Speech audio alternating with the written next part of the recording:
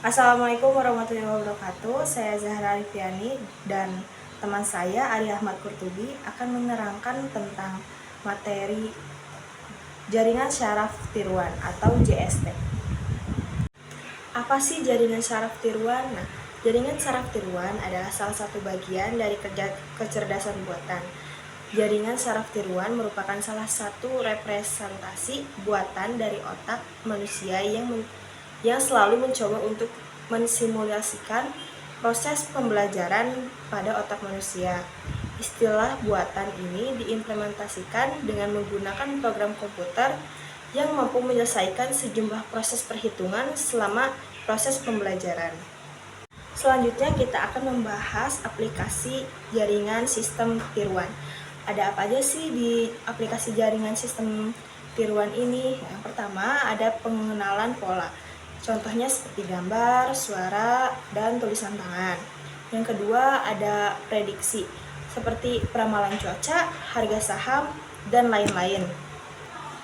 Yang ketiga ada klasifikasi, contohnya seperti spam filter, deteksi penipuan, dan lain-lain. Yang keempat ada pengolahan bahan alami, contohnya terjemahan mesin, chatbot, dan ChatGPT. Selanjutnya kita akan membahas model-model neuron. Yang pertama ada perception.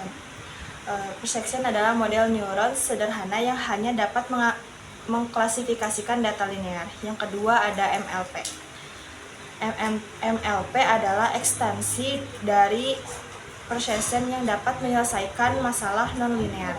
Yang ketiga ada CNN. Cocok untuk pengolahan data gambar. Yang keempat ada RNN. Cocok untuk data sekuensial seperti teks dan time series. Selanjutnya kita akan membahas konsep dasar JST. Yang pertama ada bobot. Setiap koneksi antara neuron memiliki bobot yang menentukan kuatnya sinyal. Yang kedua ada bias. Nilai tambahan yang ditambahkan ke hasil perhitungan sebelum masuk ke fungsi aktivasi. Yang ketiga ada fungsi aktivasi. Fungsi yang menentukan output neuron berdasarkan input yang diterima. Yang keempat ada pembelajaran. Proses pengubahan bobot dan bias untuk meningkatkan kinerja JST.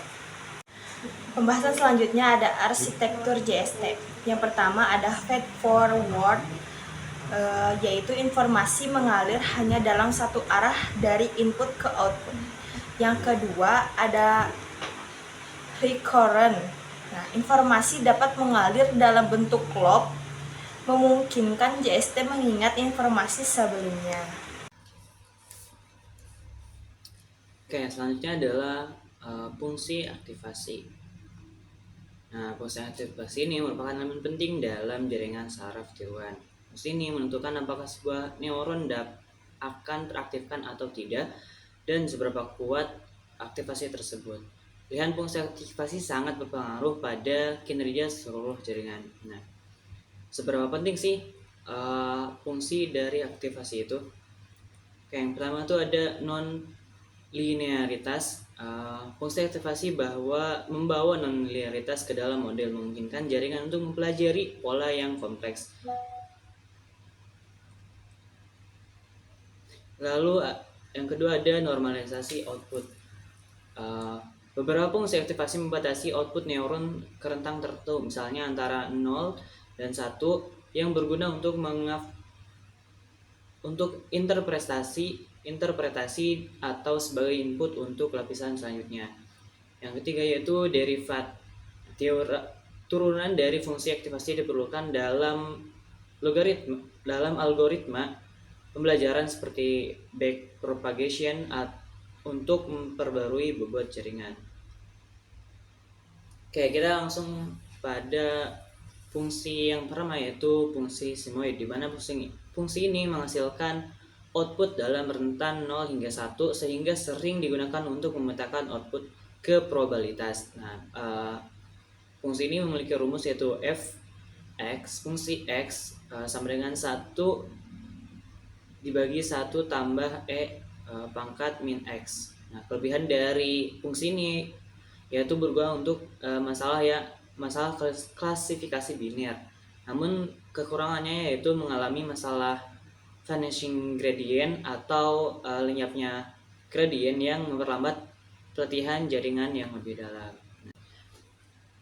Berikut contohnya, jika X sama dengan 0, maka fungsi 0 yaitu 1 dibagi 1 tambah E pangkat 0, hasilnya itu 1/2 atau 0,5.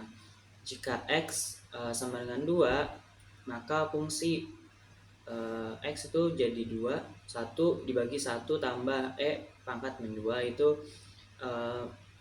menghasilkan sekitar 1 dibagi 1 tambah 0,1353 atau sekitar 0,8808. Nah, berikut ini adalah grafik dari sigmoid. Bisa kita lihat.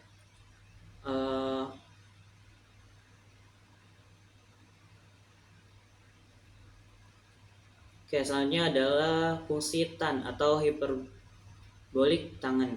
Fungsi ini menghasilkan output di antara min 1 hingga 1, berpusat di 0 sehingga lebih baik dalam normalisasi data. Nah, fungsi ini memiliki rumus, yaitu fungsi X atau tan X sama dengan E pangkat X dikurang E min X dibagi E pangkat X ditambah E min X. Kelebihan dari fungsi ini yaitu cocok untuk lapisan tersembunyi karena dapat membantu mencegah masalah vanishing gradient lebih baik dari sigmoid. Kekurangannya yaitu masih bisa mengalami vanishing gradient di jaringan dalam. Oke, contohnya contoh rumus tan ini yaitu jika X sama dengan 1, maka E pangkat 1 dikurang E negatif 1 dibagi E pangkat 1 ditambah E negatif 1 itu menghasilkan 2718 dikurang 0,3679 dibagi 2718 ditambah 0,3679 itu sekitar 2350 dibagi 3086 itu nilainya itu sekitar 0,361 761. Nah, ini merupakan grafik dari fungsi tan. Oke, fungsi selanjutnya adalah ReLU atau Rectified Linear Unit. Fungsi ini yaitu fungsi aktivasi yang populer karena kesederhanaannya. ReLU ini mengembalikan input jika positif dan 0 jika negatif. Oke, fungsi ini memiliki rumus fx sama dengan max 0,x. Kelebihan dari fungsi ini yaitu cepat dan efisien untuk jaringan dalam, mengatasi masalah vanishing gradient. Nah, kekurangannya yaitu dapat menyebabkan dead neuron jika terlalu banyak neuron yang outputnya selalu 0. Oke, contohnya itu jika X sama dengan 3, maka F3 maka hasilnya itu 3. Sedangkan jika X negatif 2 kurang dari 0, maka hasilnya itu 0. Oke, ini adalah grafik dari ReLU. Bisa kita lihat bahwasanya kurang dari 0 itu hasilnya 0, sedangkan lebih dari 0 itu memiliki nilai yang semakin tinggi. Oke, yang selanjutnya adalah fungsi leaky ReLU. Nah, fungsi ini adalah varian ReLU yang memungkinkan gradien kecil untuk input negatif. Fungsi ini menggunakan konstanta alfa, biasanya bernilai kecil seperti 0,01. Nah, fungsi ini memiliki rumus yaitu fungsi x, di mana jika x lebih dari 0 maka hasilnya x, dan jika x kurang dari sama dengan 0 maka hasilnya adalah alpha X. Nah, kelebihan dari ini adalah mencegah masalah dead neurons yang umum pada ReLU. Kekurangannya yaitu harus menentukan nilai alfa yang membutuhkan tuning manual. Oke, ini contoh. Jika X kurang negatif 3 dan alfanya 0,01, maka kita bisa memasukkan alfa itu 0,01 dikali min 3, hasilnya itu 0,03, negatif 0,03. Nah, ini adalah grafik dari fungsi Leaky ReLU. Hampir sama seperti ReLU, namun kita bisa lihat di negatif 4 ada sedikit nilai mendekati 0.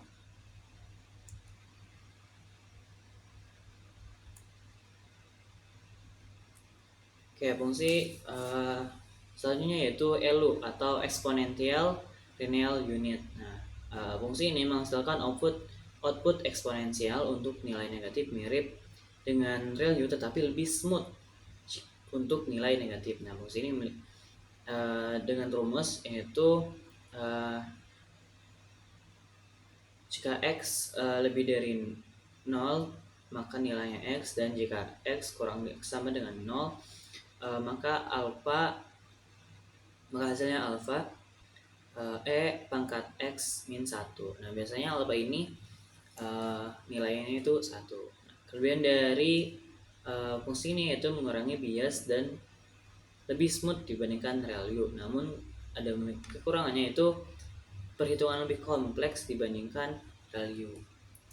Nah, ini contoh jika X negatif 1 dan alfa sama dengan 1. Kita bisa langsung masukkan E pangkat min 1 dikali dikurang 1, hasilnya itu E negatif 1, pangkat negatif 1 yaitu 0,3679 dikurang 1 yaitu negatif 0,632. Nah, ini merupakan grafik dari LU. Bisa kita lihat di sini input yang mendekati 0 itu lebih smooth dibandingkan ReLU. Oke, fungsi selanjutnya adalah SELU atau Scale Exponential Linear Unit, di mana fungsi ini adalah variasi dari LU yang berskala untuk membuat jaringan lebih stabil dan membantu self normalization. Fungsi ini memiliki rumus yaitu fungsi X sama dengan lambda, di mana jika X lebih besar dari 0 maka nilainya X, dan jika X kurang dari sama dengan 0 maka hasilnya itu alfa pangkat X kurang min 1.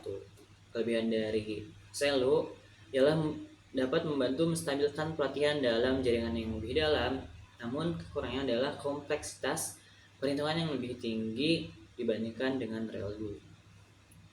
Oke, selanjutnya ini adalah contoh perhitungan dari SELU. Jika X negatif 1 maka kita bisa maka 1,0507 dikali 1,6733 kali pangkat negatif 1 dikurang 1 itu bernilai sekitar negatif 1,111. Nah, ini merupakan grafik dari SELU. Oke, selanjutnya adalah softmax. Softmax ini digunakan pada letusan output untuk klasifikasi multiclass, di mana softmax mengubah output menjadi distribusi probabilitas. Fungsi ini memiliki rumus yaitu X pangkat X dibagi sigma untuk J pangkat 1 sampai N itu E pangkat X Z. Nah, kelebihan dari fungsi ini yaitu menghasilkan probabilitas cocok untuk klasifikasi multikelas. Namun kekurangannya hanya dapat digunakan pada lapisan output. Nah, contoh dari fungsi ini itu jika X 1, 2, dan 3, maka bisa kita langsung masukkan saja E1 pangkat 1 yaitu 2718 pangkat 2 yaitu 7389 dan pangkat 3 itu 20.086. Dijumlahkan yaitu 2718 ditambah 7389 ditambah 2086 sama dengan 30.193, sehingga outputnya adalah kita masukkan yang positif tadi, sehingga menghasilkan nilai 0,665. Nah, ini merupakan grafik dari softmax. Bisa kita lihat semakin besar nilainya maka outputnya itu semakin besar juga. Oke, selanjutnya adalah fungsi Swiss, di mana fungsi ini ditemukan oleh Google dan mirip dengan ReLU, tetapi menghasilkan output yang lebih smooth dan lebih baik untuk beberapa arsitektur deep learning. Fungsi ini memiliki rumus yaitu X dikali 1 dibagi 1 tambah E negatif X. Kelebihan dari fungsi ini adalah lebih smooth dari ReLU, sering memberikan performa lebih baik dari beberapa jaringan. Namun kekurangannya yaitu lebih kompleks untuk dihitung dibandingkan ReLU. Oke. Contoh jika X sama dengan 1, maka 1 ditambah 1 per 1 ditambah E dikurang 1 yaitu E negatif 1 menghasilkan nilai sekitar 1 dikali 0,731 sama dengan 0,731. Berikut adalah grafik dari Swiss. Oke, kesimpulan dari materi kali ini yaitu JST atau jaringan syaraf tiruan adalah merupakan teknologi kecerdasan buatan yang dirancang untuk meniru cara kerja otak manusia dalam proses informasi dan belajar dari data. Nah, teknologi ini terdiri dari jaringan neuron buatan yang memiliki bobot, bias, dan fungsi aktivasi untuk mensimulasi respon dan pengalihan keputusan. JST memiliki aplikasi luas seperti pengenalan pola, prediksi, klasifikasi, dan pengolahan bahasa alami yang berguna di berbagai bidang. Model-model neuron seperti perseptron, MLVNCC, dan RNN digunakan untuk mengatasi berbagai jenis masalah, dari klasifikasi linear hingga pengolahan data kompleks seperti gambar dan teks sekuensial. Fungsi aktivasi dalam JST sangat penting untuk memperkenalkan non-realitas, memungkinkan jaringan mengenali pola yang kompleks. Fungsi-fungsi seperti sigmoid, tan, ReLU, dan variannya serta softmax dan Swiss memiliki peran masing-masing dalam meningkatkan performa jaringan. Sekian materi mengenai jaringan syaraf tiruan. Saya Arif Ahmad Murbi dan teman saya Jahara pamit undur diri. Sekian, terima kasih.